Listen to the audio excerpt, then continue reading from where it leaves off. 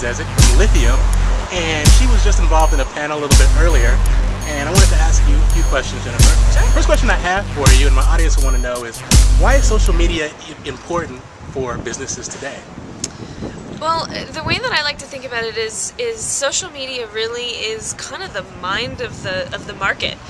It's kind of bizarre, but if someone anywhere in the world is thinking a thought or has a thought or an opinion, there's probably an artifact in social media that's representing that. So it's this just amazing opportunity to, totally for free, to tap into the wants, wishes, loves, hates of your market. Some of them are probably your actual customers, some are only potential customers, but both are pretty important, and you should probably be listening.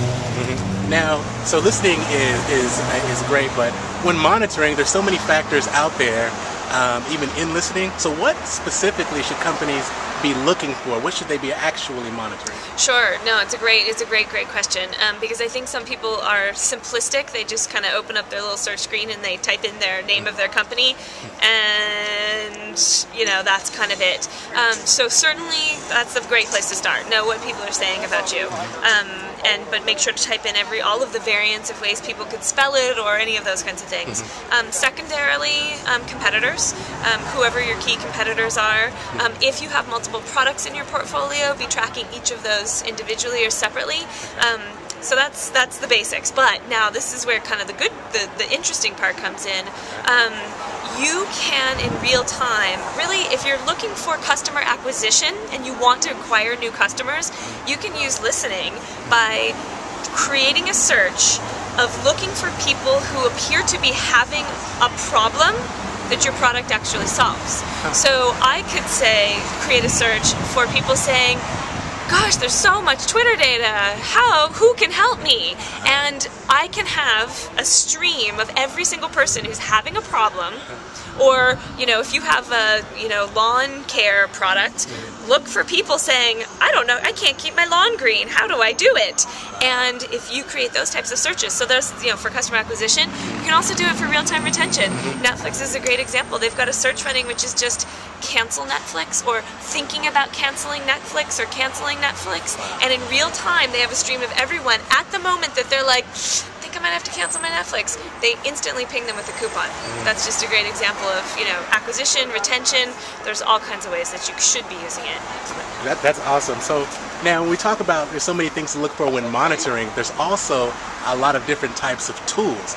So when a company decides that, hey, monitoring, they kind of get buy-in, the owner or the C-level executive, whoever, so this is something that we need to pursue. Yeah. Now, what differentiates a tool like Lithium from the other listening and monitoring tools that are out there today? Yeah, no, it's a great question, because there are a lot of options and there are a lot of huge differences. So I would say the first question that you need to ask yourself is, who is going to do it?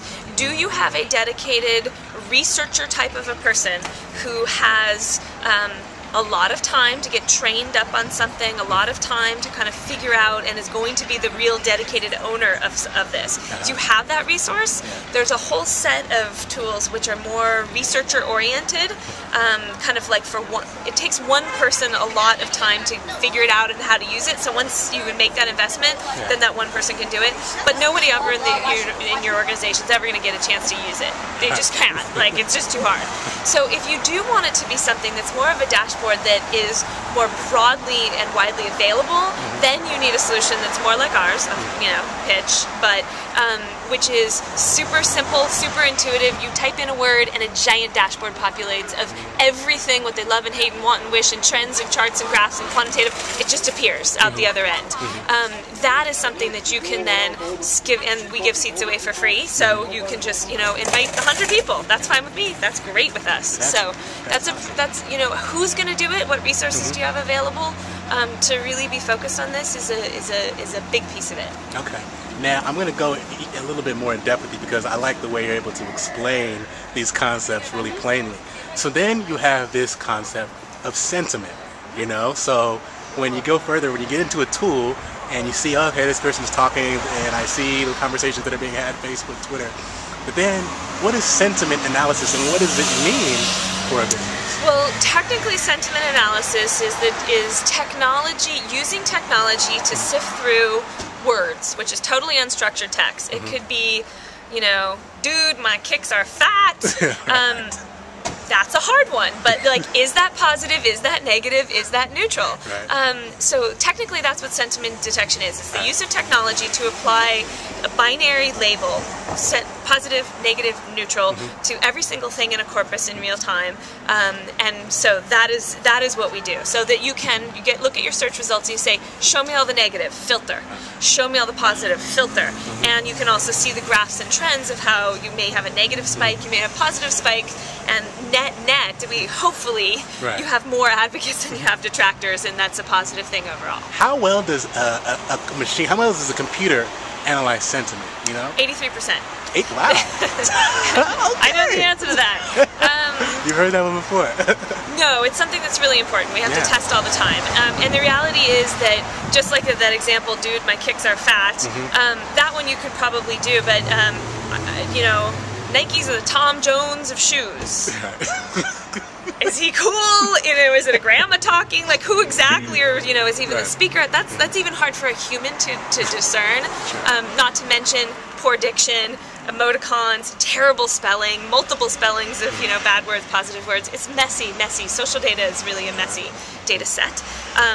So we have to test our algorithms all the time against that to see how well it's doing. Really, the thing that we do that's different, which is actually it's very unique, is that we have the technology take the first steps. The technology goes through, and it's complex, but it's an entity-based sentiment detection. So we use the diction and the grammar and the part of speech tagging to get a sense of whether this is positive or negative. But then that's just the first step. Remember I said that our platform is for whole teams of people, so we have hundreds of people at Coca-Cola using this. So while Coca-Cola is using it, if we miss something or something looks a little more negative than neutral, if they're going and just changing sentiment values, they don't even know they're doing it, but we have basically hundreds of people at Coca-Cola who are labeling data for the algorithm, which is then taking the human scores and improving the algorithms over time to improve that sentiment score. And so it's getting better and better and better and closer to a human score. Is that proprietary to what Lithium Yes, does? absolutely. Okay, so 83% is not across the board. It's actually from 83% is if you have our algorithm score sentiment and you have human score sentiment, the algorithm score agrees with the human score 83% of the time. But this is the important statistic, as I said, dude, my kicks are fat. 3 college-educated humans only agree on whether something is positive, negative, neutral 87% of the time. So the algorithm agrees with humans only a little bit less than humans agree with each other. Wow. That's Believe me, I've been a human scorer myself, and you get these things like, I don't know, of Tom Jones of shoes, I don't know what that is. So it's fascinating. Okay, speaking of fascinating, I want you to kind of walk us through, because before Lithium was Lithium, or well, not before Lithium was Lithium, but before you were a part of Lithium, you were the founder of a company called Scout Labs, which was purchased by Lithium. How long ago was that? May 8th. I know it was the day my baby was born.